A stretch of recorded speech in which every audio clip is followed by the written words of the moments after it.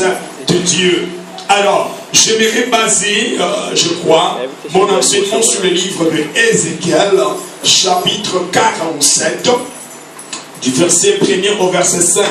J'aimerais introduire ce verset et j'aimerais le toucher au moins à la fin. Et ce serait quelque chose vraiment de bénissant. Ézéchiel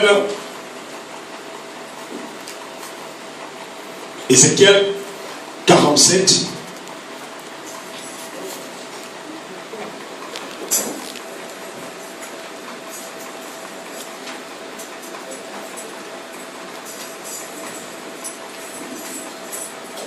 Amen. Amen. Ézéchiel 47, est-ce que nous y sommes? Ézéchiel 47. Je crois que le thème de ces passages est écrit le torrent sortant du temple. La Bible me dit, il me ramena vers la porte de la maison, et voici l'eau sortait sous les seuils de la maison. À l'orient, car à la face de la maison était l'orient. L'eau descendait sous les côtés droits de la maison et au midi de l'autel. Il se conduisit par le chemin de la porte septentrionale et me fit faire le tour par dehors jusqu'à l'extérieur de la porte orientale. Et voici l'eau coulait du côté droit. Lorsque l'eau s'avançait vers l'orient, il avait dans la main un cordeau et il mesura 1000 coudées. Il me fit traverser l'eau et j'avais de l'eau jusqu'aux chevilles. Il mesura encore 1000 coudées et me fit traverser l'eau et j'avais de l'eau jusqu'aux genoux. Il mesura encore 1000 coudées et me fit traverser et j'avais de l'eau jusqu'aux reins.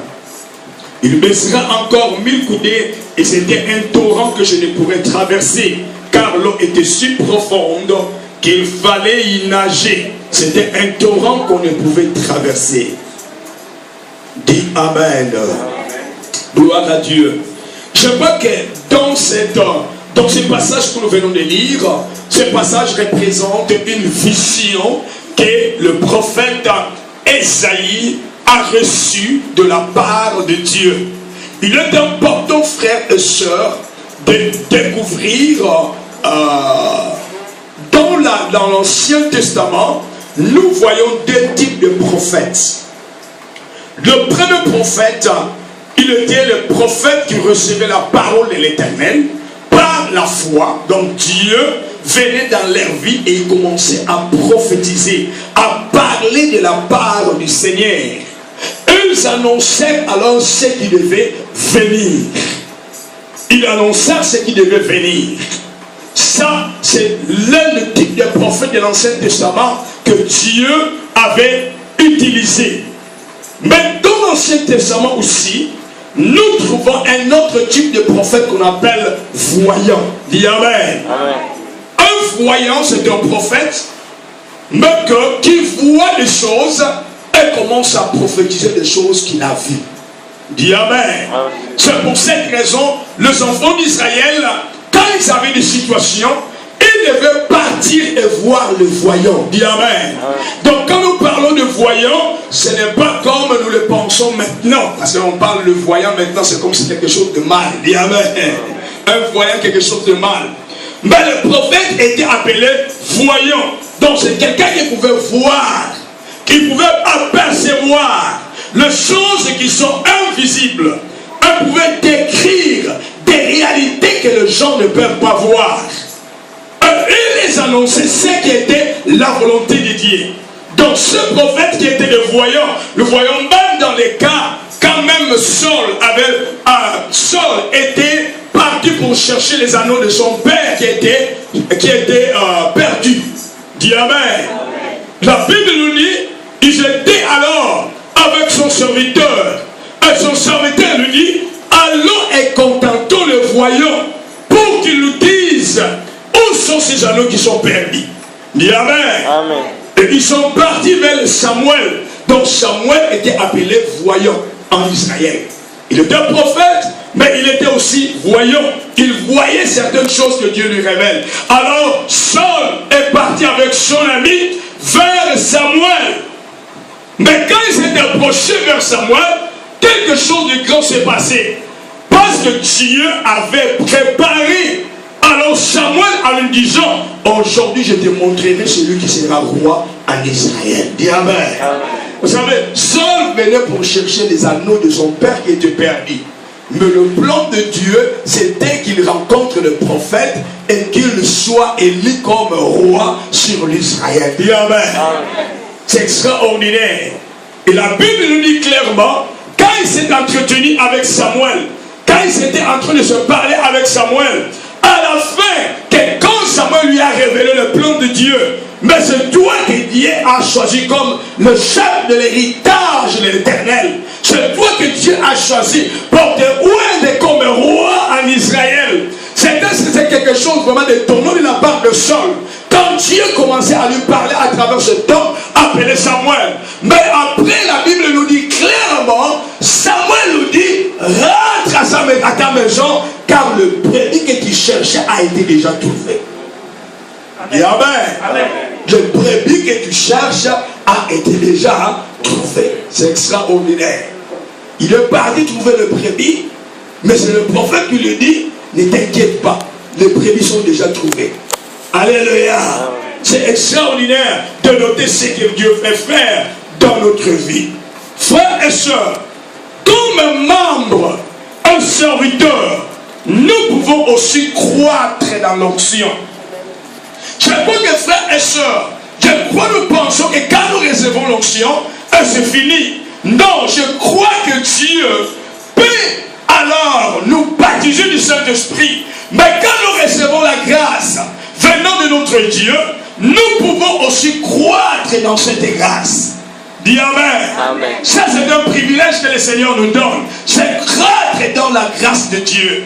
La Bible nous dit, Dieu veut que nous croissions de gloire à gloire. C'est la volonté de Dieu. Que nous puissions croître chaque jour de gloire en gloire. Donc cela veut dire, qu'est-ce que j'aimerais dire? Peut-être aujourd'hui, dans cette semaine, nous sommes en train de prêcher la parole de Dieu. Mais après une année, après 2 ans, nous devons te prouver, nous devons te voir grandir. Dis Amen. Donc des choses nouvelles commencent à se passer dans votre vie. Une nouvelle connaissance de l'évangile commence à être part de votre vie. Parce que vous grandissez dans la foi. Vous êtes en train de grandir. Et c'est ça la pensée de Dieu pour ses enfants. Dieu veut que ses enfants croissent. Dis Amen. Qu'ils commencent à croire chaque jour. Que chaque jour, Dieu veut ajouter quelque chose dans votre vie. Dis Amen. Dis à celui qui est près de toi, chaque jour, Dieu veut ajouter quelque chose dans votre vie. Il veut ajouter quelque chose dans votre vie. C'est là qui détermine que Dieu est en train de croître. Dis Amen. J'aimerais les dire, frères et sœurs, si je vous ai prêché la fois dernière, quand je viens maintenant, il doit avoir certaines améliorations. Amen. Il doit avoir certaines améliorations. Et de la même manière, notre vie de foi doit croître. Nous devons commencer à croître dans le Seigneur. Parce que quand nous croissons, Dieu n'est pas statique. Amen. Statique veut dire reste sur la même place. Non, Dieu est toujours en mouvement. La présence de Dieu est toujours en mouvement. L'œuvre de Dieu doit toujours avancer. Dis Amen. C'est important. Nous ne sommes pas statiques. Nous devons marcher à notre destinée. Et c'est la raison pour laquelle Dieu veut que toi, qui crois avec l'onction, cette onction que Dieu a déposée dans votre vie. Frères et sœurs, vous savez parce que nous devons croître dans l'onction de Dieu, il est important de comprendre. C'est comme Moïse, qu'un jour a demandé à l'Éternel, il a dit, Seigneur, si je trouvais grâce entre tes mains, fais-moi voir ta gloire. Dis Amen. Vous savez, c'est extraordinaire quand Moïse est en train de dire à Dieu, Dieu, j'aimerais encore voir ta gloire. Je crois dans la Bible, quand nous lisons la Bible, Moïse était un homme exceptionnel de la part de Dieu, n'est-ce pas? C'est extraordinaire. C'est à travers Moïse que des grands miracles ont été opérés en Égypte. Donc ils ont vu l'eau se changer en sang. Ils ont vu des choses extraordinaires. De la poussière est sortie de ce bout. Il y a beaucoup de choses qui se sont faites en Égypte. Mais Moïse, ayant vu ces choses, n'était pas encore sanctifié de la gloire de Dieu. Dis Amen. Cet homme qui entendait Dieu face à face, n'est-ce pas? La Bible nous dit aucun n'entendait Dieu comme Moïse l'avait entendu. Il le voyait, il entendait Dieu face à face, il parlait avec Dieu face à face. Donc il avait une grâce exceptionnelle d'entendre Dieu de cette manière. Dis Amen. D'entendre Dieu de cette manière. Et Moïse avait une grâce exceptionnelle, de cette grâce qu'il avait déposée dans sa vie. Mais cette personne n'était pas toujours satisfaite de ce que le Seigneur avait accompli dans sa vie. Et un jour, il vient devant Dieu et dit, Seigneur, j'ai besoin encore de vivre ta gloire. J'aimerais vivre ta gloire. Amen. J'aimerais vivre une nouvelle dimension de ta bonté. J'aimerais vivre une nouvelle dimension de ta grâce. C'est important, frères et sœurs, de commencer à noter que Moïse avait toujours l'intention de grandir dans sa foi. Il ne s'est pas dit, oh cela suffit. Écoutez-moi, il y a encore de meilleures choses que Dieu a préparées pour toi. Amen. Peut-être que tu vis de bonnes choses, mais je vais te dire, il y a encore le plus mieux que Dieu a préparé pour toi. Et nous devons avoir cette soif dans nos cœurs, d'avoir ces choses-là que Dieu a préparées. Nous devons toujours ne pas être toujours satisfaits, mais d'attendre qu'il y a de meilleures choses que Dieu prépare pour notre vie. Et nous préparons pour les avoir chaque jour devant sa présence. Écoutez-moi, frères et sœurs, la Bible nous dit clairement que celui qui veut y avoir des choses entre les mains de Dieu, il doit demander. Dis Amen. Demande et il te sera donné. Cherchez et vous trouverez. Frappez et on vous ouvrira. Donc c'est très important, frères et sœurs, chaque jour tu dois demander. Amen. Alléluia. Amen. Si on dit, oh, celui qui demande trop est mendiant. Non, demande. Parce que quand tu demandes, c'est là où Dieu commence à se révéler dans votre vie et se manifester dans votre vie. Alléluia. Amen. Oh, gloire à Jésus. Gloire à l'agneau de Dieu. C'est extraordinaire ce que Dieu peut accomplir dans notre propre vie. Alléluia. Gloire au Seigneur. Gloire à Jésus. Gloire à Jésus. Lisons la parole de Dieu dans le livre de Exode 33, les versets 15 à 19. Exode 33, 15 à 19. La Bible nous dit, Moïse lui dit, si tu ne marches pas toi-même avec nous, ne nous fais point partir d'ici. Comment serait-il donc certain que je trouverai grâce à tes yeux, moi et ton peuple? Ne ce sera pas quand tu marcheras avec nous, et quand tu nous feras, quand nous serons distingués, moi et ton peuple, et tous les peuples qui sont sur la face de la terre. L'Éternel a dit à Moïse, je ferai ce que tu me demandes, car tu as trouvé grâce à mes yeux, et je te connais par ton nom. Dis Amen. Amen. La Bible nous dit, quand nous lisons ce verset, Moïse est en train d'interpeller Dieu, à lui dire, parce que Dieu, un jour a dit à Moïse, parce que vous êtes incrédule, je ne veux plus vous accompagner. Mais une chose est vraie, Moïse commença à dire à l'Éternel que Seigneur, si tu ne vas pas avec nous, ne nous laisse pas de partir. Donc nous avons besoin de ta présence. Nous avons besoin de ton onction pour que nous puissions partir. Et Moïse dit quand même, il dit que Dieu, celui qui établit la différence. Si Dieu est là, alors les résultats de leur vie seront extraordinaires. Dis Amen. Et c'est pour cette raison qu'il dit à l'Éternel, Seigneur, nous n'irons pas si tu ne nous accompagnes pas. Nous voulons que tu nous accompagnes pour que nous puissions aller.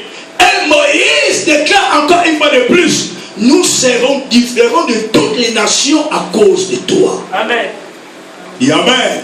Donc là où il y a la présence de Dieu, c'est là où s'établit la différence. Dieu amènera la différence entre ceux qui les servent et ceux qui ne les servent pas. Ça, c'est la parole de l'Éternel. Il amènera la différence. Mais cette différence ne viendra que par là, quand la présence de Dieu vient dans un lieu.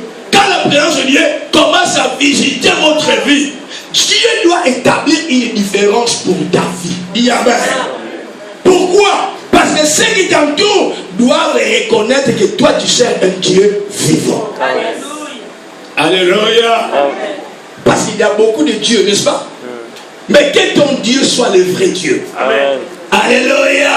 Amen. Dis amen. Amen. Vous savez, Élie et le prophète de Baal, quand ils étaient dans la montagne, la Bible nous dit clairement que Moïse dit au prophète de Baal, priez pour que le feu descende du ciel. Amen. Amen. Et la Bible dit dans cette montagne, une prière à l'Éternel. Mais le Dieu de Baal et d'Astarté n'a pas pu répondre à travers le feu. Mais c'est seulement le Dieu de Moïse, le Dieu plutôt d'Élie, qui a répondu par le feu. Et quand le feu est descendu, la Bible nous dit clairement que le peuple s'agenouille devant Élie et ils crièrent, l'Éternel est Dieu, l'Éternel est Dieu. Amen. Alléluia. Amen. Frère, les hommes doivent connaître que tu as un Dieu. Amen.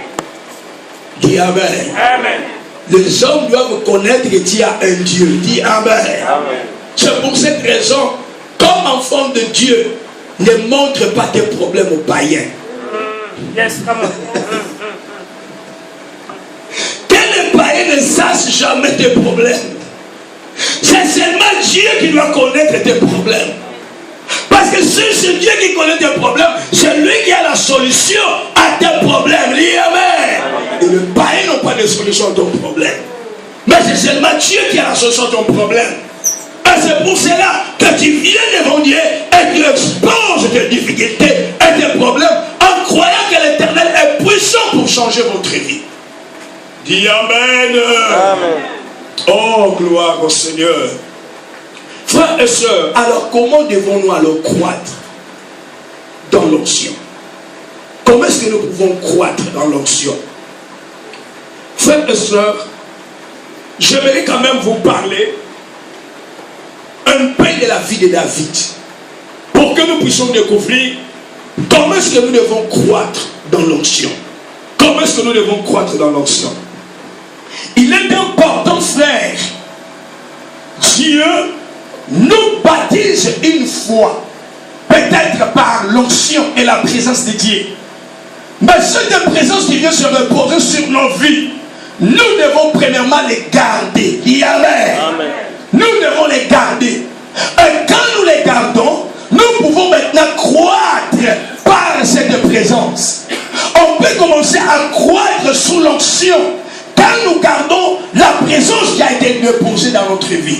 C'est pour cette raison, comme enfant de Dieu, nous devons veiller et protéger l'onction. Dis amen. Amen. Un enfant de Dieu doit veiller et doit protéger l'onction. Amen. Dis amen. Amen. Dis à celui qui est près de toi, protège ton onction. Protège ton onction. Vous savez, il y a beaucoup de gens qui veulent s'accaparer de ton onction. Mais tu dois la protéger. Tu dois la garder. C'est vraiment important. Vous savez, si on te donne 1 million de quoi? De euros. 1 million d'euros. Est-ce que tu vas les mettre à la rue? Non. Tu vas premièrement les prendre soin. Tu vas les protéger. Pourquoi tu les protèges? Parce que tu connais que c'est 1 million. Dis amen. Nous n'avons jamais vu même un grand millionnaire avec des 1 million. Il a l'argent, il commence à répandre l'argent dans le... Non. Il le protège. Et de la même manière pour l'onction. L'onction, on la protège. Tu dois protéger ton onction. Tu dois protéger ce que tu déposes dans votre vie. Vous devez les protéger. Vous savez ce que j'ai découvert comme Africain? Beaucoup des Africains ont des problèmes de protéger ce que Dieu met dans leur vie. Dis amen. Pourquoi nous avons des fois des problèmes de protéger ce que Dieu met dans notre vie? Premièrement parce que des fois nous commençons à ce qu'on appelle marchander l'onction. Vous savez marchander l'onction? Vous n'avez pas encore appris marchander l'onction. C'est comme quelqu'un qui est en train de vendre l'onction. Vous comprenez? Vendre. Cela veut dire que Dieu a déposé quelque chose de bon dans votre vie. mais vous n'êtes pas sérieux avec ce que Dieu a placé dans votre vie. Par exemple, quand nous parlons, je vais un peu parler par exemple de marchander l'onction. Un exemple typique que j'aimerais vous donner. C'est le cas de Samson. Dis Amen.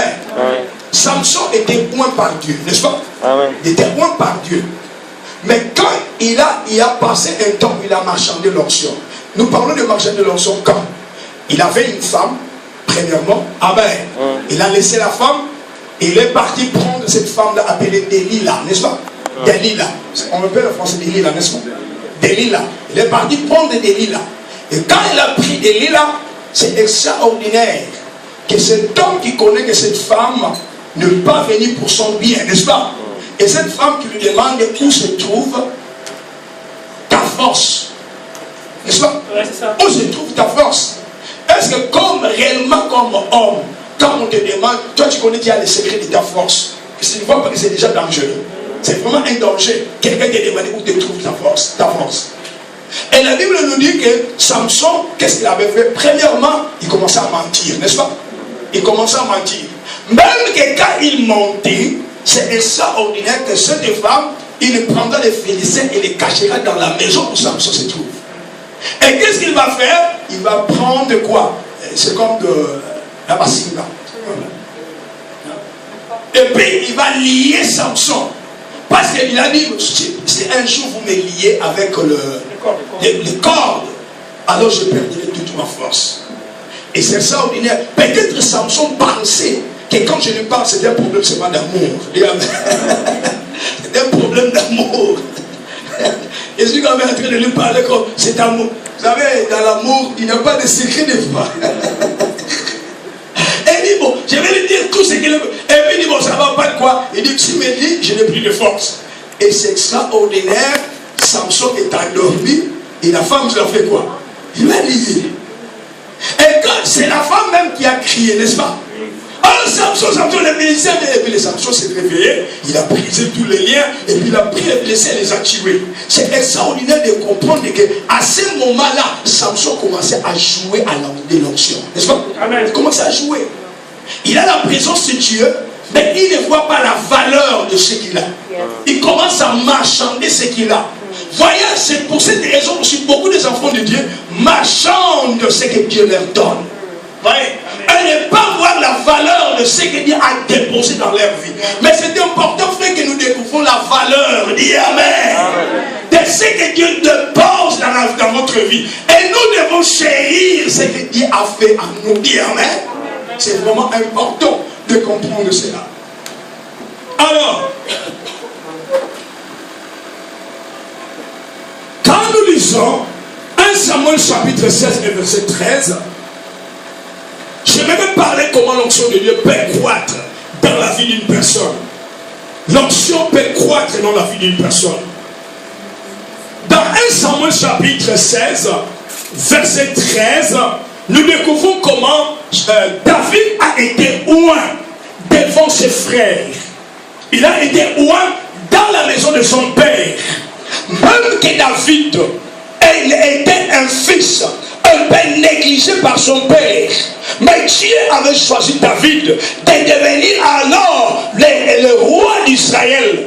La Bible nous dit clairement que David était l'homme selon le cœur de Dieu. Dieu avait choisi cet homme pour qu'il soit le roi en Israël, qu'il soit le chef d'Israël comme berger de l'Israël. Dieu lui avait choisi.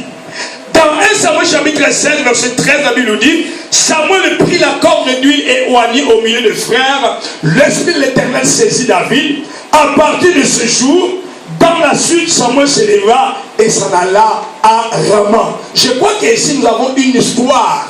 L'histoire qui est dans ce verset est que David devait être oint comme roi en Israël. Et quand Dieu avait rejeté Saul comme le premier roi, Dieu se cherchait d'un autre roi qui devait venir et qu'il soit le roi en Israël.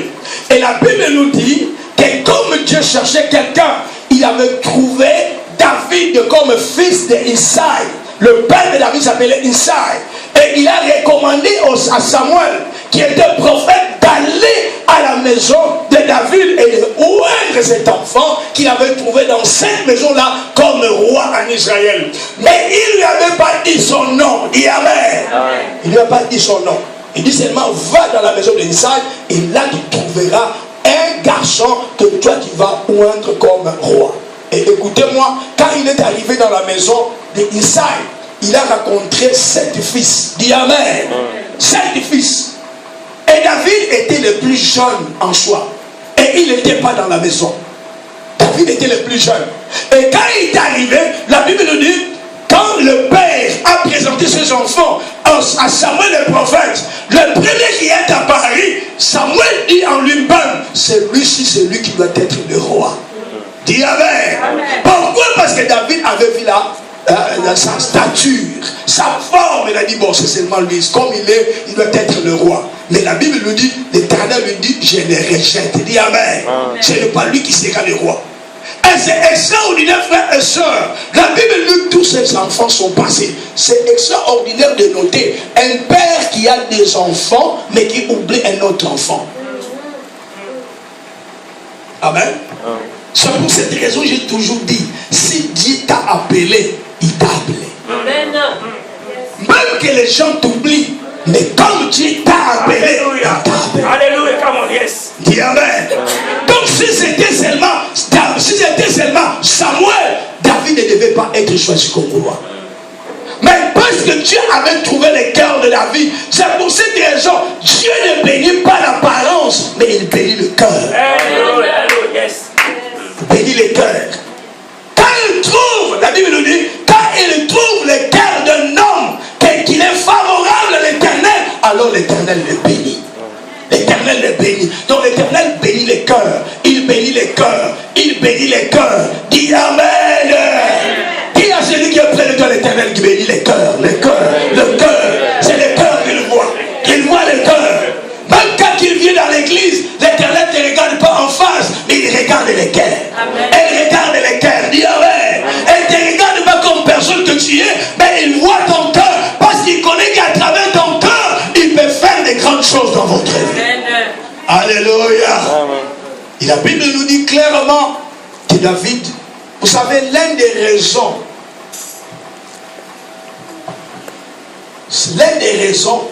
que David ne se trouvait pas dans la maison, il n'était pas le fils préféré de son père. Il n'était pas le fils préféré de son père. Et quand Samuel lui a dit, mais qui a fait pas? C'est seulement ses enfants que vous avez dit. Oh non, j'ai encore un. Mais il n'est pas ici. Il est dans la forêt. Écoutez-moi, frère. Le jour que le prophète va venir choisir un roi et un enfant est dans la forêt. Les jours, écoutez-moi, c'était un jour extraordinaire, n'est-ce pas? Amen. Si on te disait aujourd'hui, en tout cas, ça ne sort pas, parce qu'il y a quelqu'un qui vient avec 1 million d'euros. Ah, frère, je te dis, je ne sortirai pas. Quelles que soient les conditions, même qu'on nous dit qu'il y a des bonnes choses qui passent à l'extérieur, en tout cas, excusez-moi, je resterai à la maison parce que j'ai besoin de ce que l'Éternel veut m'accorder. Dis Amen. Mais Samuel était là, en train alors de commencer à berger le brebis de son père. À brever le brebis de son père. Il était là en train de travailler. Il travaillait. Et quelqu'un qui arrive et lui dit, mais on t'appelle à la maison parce que Samuel est à la maison. Il dit, oh ça va, je vais y aller. Et David est en train de venir. Il était réellement sale. Il n'était pas propre. Il y avait. Il était sale. Mais quand il est entré dans la maison, il n'y avait même pas de présentation. Seulement Samson, quand Samuel l'a regardé, il a dit, mais c'est lui qui est le roi. Le roi, c'est lui. C'est lui qui est le roi. Et ses frères, vous savez, un regard. Oh. Mais comment cet enfant s'y avait? Dieu ne nous a pas choisi, mais il a choisi seulement ses petits. Et David a été, la Bible nous dit, on lui a mis au milieu de ses frères. Et Samuel a versé de l'huile sur lui. C'était dans la maison de son père. Il a versé de l'huile sur sa tête. Et la Bible nous dit, dès ce jour-là, l'onction est venue habiter dans la vie de David. David et David. C'est extraordinaire, frères et sœurs, de comprendre que quand Dieu a oint David, David était oint pour être roi en Israël. Mais écoutez, il y a une histoire dans la vie de David, même qu'il a été un roi, l'onction qu'il avait reçue au jour que Samuel lui a oint n'était pas l'onction qui devait gouverner d'Israël. Il a reçu l'onction, mais cette onction qu'il avait reçue n'était pas capable à gouverner l'Israël. Et Dieu devait faire quelque chose dans la vie de David pour l'amener à être roi en Israël. Et pour être roi, il devait croître dans l'onction. Amen. Alléluia. C'est extraordinaire. Parce que des fois, quand nous parlons de la présence de Dieu, là, beaucoup croient que c'est seulement la présence de Dieu, c'est sur moi, c'est fini. Non. Il y a des étapes de l'onction. Dis amen. La présence de Dieu peut revenir sur une personne, mais cela ne suffit pas. Donc Dieu veut commencer, veut que tu crois dans l'onction. Parce que sa présence en toi va t'aider à croître alors et à s'accaparer de tout ce que Dieu a préparé pour votre vie. Amen. Alléluia. Amen. Oh, gloire à Dieu. Alors dans le deuxième niveau, David était au milieu de ses frères et ce n'a pas fini à ce niveau-là. Le deuxième niveau de l'onction de David, David est devenu roi sur Juda. Dis amen. Il est devenu roi sur Juda. Vous savez, l'histoire d'Israël est qu'après alors la mort de Salomon, la Bible nous dit clairement qu'Israël était divisé. Dis amen. Il avait 10 tribus qu'on appelait les tribus d'Israël. Et il y avait 2 tribus qui sont devenues le royaume de Juda. Et le royaume de Juda n'avait que 2 tribus qu'on appelle Benjamin et Juda. Les 2 tribus qui étaient le royaume de Juda.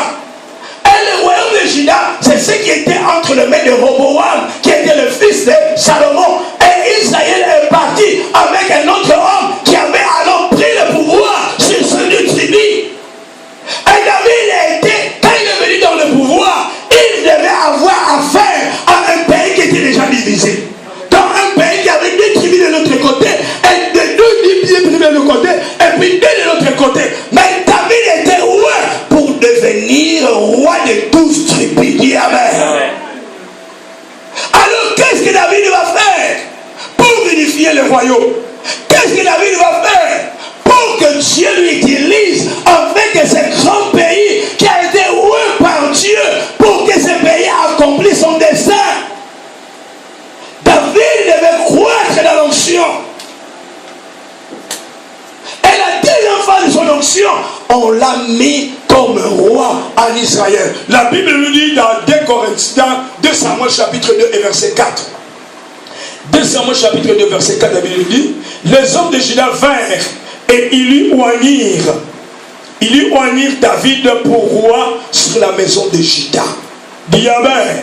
Vous savez, si David a été déjà oint par Samuel, mais quand David est venu au pouvoir, alors il devait l'oindre encore pour la deuxième fois.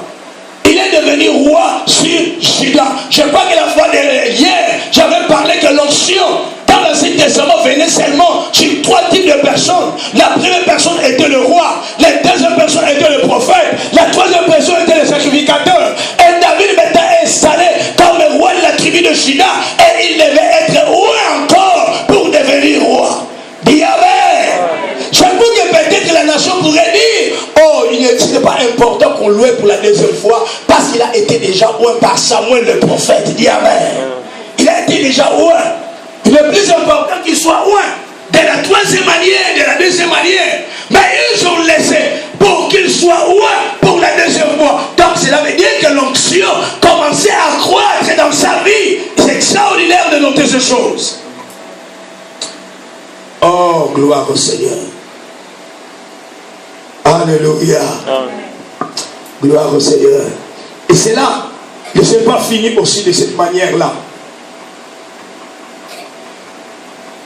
David était oint pour la deuxième fois. il devait être loin pour la 3e fois. Dis Amen. Amen. La Bible nous dit dans 2 Samuel chapitre 5, dans le verset 1er au verset 4, c'est la 3e place qu'on a oint David. La Bible nous dit, tous les tribus d'Israël vinrent auprès de David à Hébron et dirent, voici nous sommes des os et ta chair. Autrefois déjà, lorsque Samuel était notre roi, c'est toi qui conduisais et qui ramenais l'Israël. L'Éternel t'a dit, tu pèteras mon peuple Israël et tu seras le chef d'Israël. Ainsi tous les anciens d'Israël vinrent auprès du roi à Hébron, et le roi David fit alliance avec eux à Hébron devant l'Éternel. Ils oignirent David pour roi sur Israël. David était âgé de 30 ans lorsqu'il devint roi, et il régna 40 ans. 40 ans, dis Amen.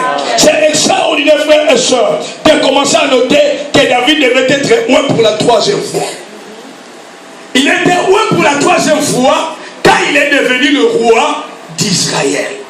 Dis Amen. Amen. Et la Bible nous dit, on lui oigna au milieu des anciens d'Israël. Dis Amen. Amen. C'est extraordinaire. La première fois, il était loin au milieu de ses frères. La deuxième fois, il était loin dans la tribu de Juda, dans 2 tribus seulement. Mais la 3e fois qu'il fit loin, il fit loin au milieu des anciens d'Israël. Donc tous les anciens d'Israël vinrent. Dis Amen. Toutes les tribus vinrent. Et puis on lui a dit alors David, on lui dit maintenant il dit, commence maintenant à diriger l'Israël. Donc c'est une dimension très grande de l'onction. L'onction a commencé à croître dans la vie de David. C'est extraordinaire, frères et sœurs. Dieu les donne tout. Vous savez, même quand nous parlons, frères, c'est extraordinaire.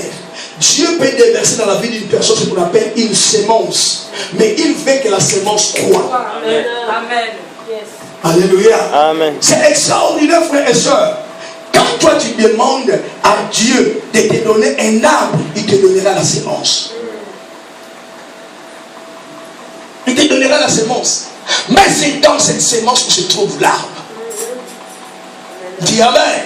Et jeter la sémence pour jeter l'arbre. Voyez la pensée de Dieu. Dieu, quand il veut mettre quelque chose dans la vie d'une personne, il commence petit. Il te donne des choses petites. Mais ces choses-là, c'est ce que tu dois garder. C'est ce que tu dois protéger. Parce qu'à travers ces choses-là, Dieu va faire des grandes choses. Dis Amen. C'est extraordinaire. Dieu nous donne des petites choses. Et dans ces petites choses, c'est ce que nous rejetons. Oh, ça n'a pas de sens. Et nous ne savons pas que nous jetons même notre destin. Parce que c'est ça, dans ces petites choses-là, que Dieu a mis des grandes choses. Nous devons voir les choses dans les airs spirituels. Dis Amen. Amen. Si David se disait, j'étais seulement au milieu de mes frères, c'est autant chose, qu'est-ce qu'il va faire? Ça ne va rien faire. Donc il ne pouvait pas être roi en Israël. Mais parce qu'il avait compris que quelque chose de grand s'était passé dans sa vie. Dis Amen. Écoutez mon frère, il n'y a pas de petits miracles. Dis Amen. Amen. Dieu a accompli toutes choses pour un but. Yes. Il a accompli toutes choses pour un but. C'est un but, toute chose est accomplie pour un. Tu n'es pas ici pour un hasard. Tu connais ça? Tu n'es pas ici pour un hasard. Dieu t'a placé. Il se passe qu'il a quelque chose à faire dans ta vie. Et tu dois comprendre ceci. La Bible nous dit clairement, le pas des hommes justes sont ordonnés par l'Éternel. C'est l'Éternel qui ordonne nos pas. Je ne suis pas cette semaine ici à Arlos par un accident. Je suis ici parce que Dieu l'a ordonné que je sois là. Amen. Un seul Dieu l'a ordonné que je sois là. Je dois profiter de ce moment que je suis là. Amen. Alléluia. C'est important, je suis là pour influencer la vie de quelqu'un, pour changer la vie de quelqu'un, pour affecter la vie de quelqu'un. Quelque chose se passe dans votre vie. Parce que Dieu ne fait rien pour rien.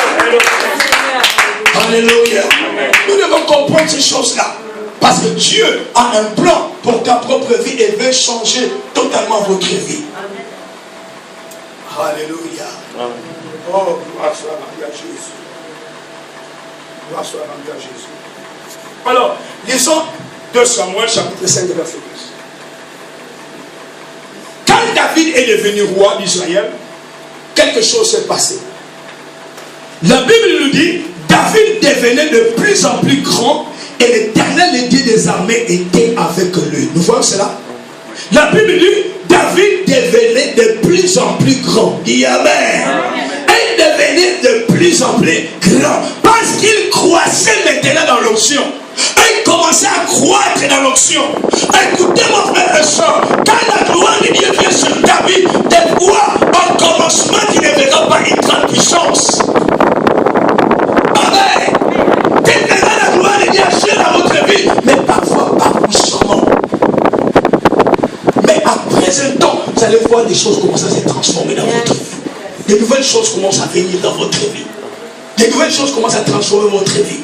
Et la Bible de David découvrit qu'il devenait de plus en plus grand. Dis Amen. Qu'il devenait de plus en plus grand. Il devenait de plus en plus grand. C'est pour cette raison, frère, quand Dieu veut faire quelque chose dans votre vie, il commence petit, mais toute chose va commencer à grandir. Par l'obéissance que vous avez à Dieu, vous croissez à ce que Dieu est en train de dire et vous commencez à grandir. Vous commencez à grandir. Vous devenez de plus en plus grand. Dis Amen. Et les choses de moi, il y a d'autres choses qui deviennent, qui ne seront plus dures pour toi. Pourquoi? Parce que quand tu crois dans l'onction, il y a d'autres choses qui deviennent plus petites dans votre vie. Alléluia. Vous savez, si tu n'as pas encore touché, par exemple, 100 000 euros, tu n'as jamais vu 100 000 euros. Pour toi, c'est une montagne. N'est-ce pas? C'est une montagne. Donc, cela veut dire, d'ailleurs, tu n'auras même pas foi d'avoir 100 000. N'est-ce pas? Parce que tu n'en penses même pas. Ça t'entre même pas dans ta tête. Hein? Donc, tu peux penser, oh, 5 000, 2 000. Parce que c'est le niveau de ta vie. Dis Amen. Tu n'as pas encore touché cet argent-là. Mais si tu commences, c'est pour cette raison. Écoutez, c'est la raison pour laquelle, même dans notre vie financière, si tu peux déjà acheter quelque chose de 50 000, c'est que tu peux acheter quelque chose de 100 000. Amen. Mais si tu ne peux pas acheter quelque chose de 50 000, donc c'est difficile que tu l'achètes. Donc cela veut dire que même notre niveau croît. Nous avons toujours, la foi vient de ce qu'on entend, mais ce qu'on entend qui vient de la parole de Christ. Mais ce qu'on entend doit être implanté dans notre cœur. Nous devons voir ce que nous voulons avoir et les voir, l'avoir dans nos cœurs, les recevoir premièrement dans nos cœurs. Et quand nous les recevons dans nos cœurs, ces choses peuvent commencer à se manifester dans votre vie. C'est vraiment important que nous sachions comment Dieu est en train d'opérer, est en train d'agir. Aujourd'hui, peut-être tu diras, il y a tu rencontres ces gens qui dira, oh j'ai besoin de $1 000. Toi tu dis, dans ce Luganda, nous descendons. Mais lui, il dit déjà, j'ai besoin. Un peu pour quand il dit ça, ce n'est pas une vanité. Il dit ça parce qu'il a la possibilité de l'avoir. Ouais. Mais pourquoi ce temps a maintenant cette assurance qu'il va avoir 1 million? Pourquoi? Parce qu'il a développé déjà une foi de 1 million. Il a cette foi-là de 1 million. Donc c'est important, frère, de commencer à noter que Dieu peut nous faire croître dans les choses de Dieu. Dis Amen. Amen. Nous sommes en train de croire. Écoutez-moi, quand nous croissons avec Dieu, c'est là où vient ce qu'on appelle l'assurance. L'assurance. Écoutez-moi, frère, moi j'ai vu des hommes de Dieu extraordinaires qui viennent et qui te disent, je veux prier aujourd'hui et les malades seront guéris. J'ai vu déjà pareil. Mais toi qui te diras peut-être, oh, Azolobamona, Nani. Parce qu'il a déjà vu des gens être guéris. Donc quand il prie, les gens sont guéris. Donc il a maintenant l'audacité de vous dire que quand il prie, les gens sont guéris. Parce que tout ce que tu fais chaque jour devient une habitude dans votre vie. Et cette habitude va commencer à opérer libre dans votre vie. Amen. Il commencera à opérer sans problème dans votre vie. Parce que c'est quelque chose déjà qui est en toi. Dis Amen. Écoutez-moi, frère, chaque personne a une grâce de la part de l'Éternel. Et toi, tu vas découvrir ta grâce. Et accroche-toi à tes grâces. Dis Amen. Que ça, c'est la grâce de Dieu pour ma vie. Et cette grâce de Dieu, je les reçois. Et Dieu peut agir à travers cette grâce de Dieu. Excusez-moi, par exemple, moi, je n'ai pas de problème pour prier les gens d'avoir le Saint-Esprit. Je n'ai pas de problème. Je n'ai pas de problème, je te dis. Même quelqu'un qui ne parle pas en langue, il fait même, si je dis que tu vas parler, il va parler. Pourquoi? Parce que j'ai déjà passé des sessions et des sessions. Déjà parlé des sessions et des sessions. Donc pour moi, c'est déjà quelque chose de normal. Dis Amen. Je ne te dirai pas qu'aujourd'hui quelqu'un va recevoir de mort. Je l'ai seulement vu une fois. Donc ce n'est pas l'habitude que les gens se récitent. Il dit oui, le Seigneur peut le faire. Mais je n'ai pas foi en cela parce que je n'ai pas vu habituellement. Si le Seigneur veut le faire chaque jour, alors je n'ai foi en cela. Et je vous dirai déjà qu'il apporter les morts. Parce que j'ai développé une foi en moi que les morts peuvent être ressuscités. Écoutez-moi, voyez, nous devons grandir dans les choses de Dieu. Des fois, nous proclamons les choses que nous n'avons jamais vécues nous-mêmes. Et toi, tu n'as pas encore vécu, mais comment tu vas la voir? Dis Amen. Tu dois comprendre que ce que tu déclares, tu dois le vivre. Dis Amen. On ne donne que ce qu'on a. Ce que tu n'as pas, tu ne peux pas le donner. Mais ce que tu as, écoutez-moi, Pierre et Jean ont dit la Acte chapitre 3 à celui qui était boité, qui était assis sur le temple. Il lui a dit, ce que nous avons, nous te le donnons au nom de Jésus. Lève-toi et marche. Ce que nous avons. Alléluia. Dis à celui qui est près de toi, qu'est-ce que tu as? Qu'est-ce que tu as? Amen. Qu'est-ce que toi tu as? Et ce que tu as, c'est ce que tu dois donner. Amen. On ne donne que ce qu'on a. Si tu n'as pas la chose, tu ne peux pas la donner. Tu dois recevoir. Et je vais te dire, la Bible nous dit, tout